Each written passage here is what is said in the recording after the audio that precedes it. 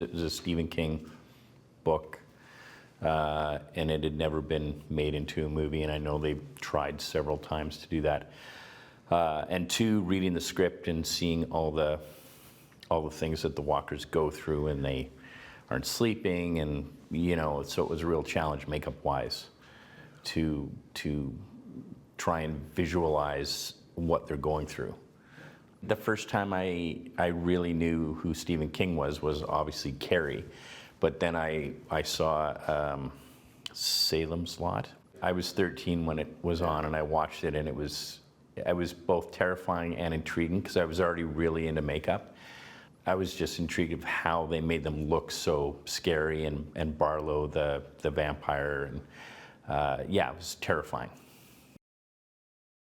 Francis wanted 8 distinct looks of them, and they had to seamlessly segue into each other. And then when we got into testing, one of the last people that we actually tested was Cooper.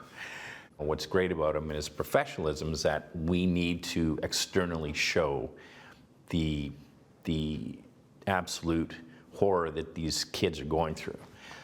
So he was, willing to do what it took. So Cooper actually doesn't have a yellow pallor, but he definitely looks like he's been walking in the sun and the rain and the wind and everything for 4 days. All the characters build up like kind of a grime to their skin, so it's not really dirt, it's just the things that the wind would have blown onto them that would have stuck to them.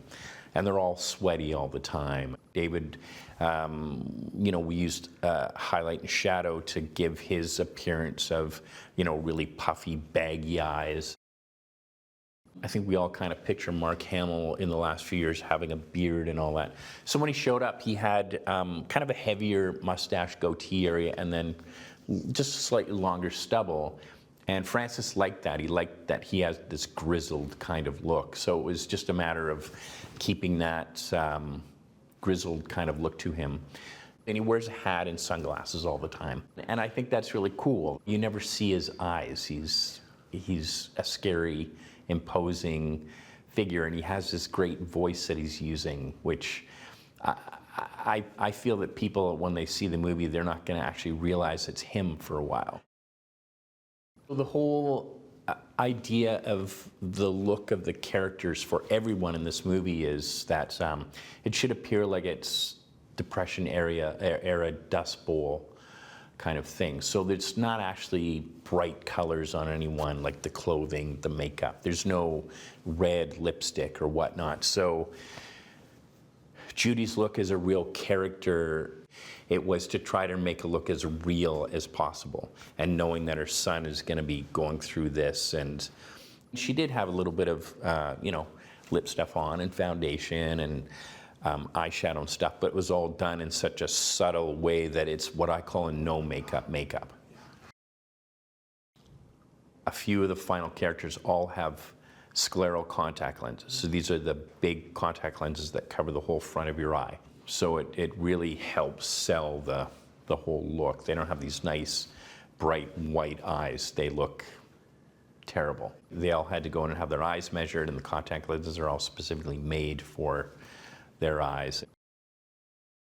When I heard about this movie and then I was talked to about it, and the first thing that came to mind was, how are you going to create tension with kids walking? Once I read the script, then I could see how this was all going to work, and then the great challenge of making these young guys look like they're going through hell physically was an enormous challenge that I really wanted to take on. And also, it's been such a wonderful, marvelous shoot because Francis is amazing. His people are amazing. The cast has been terrific. I've loved every second of it.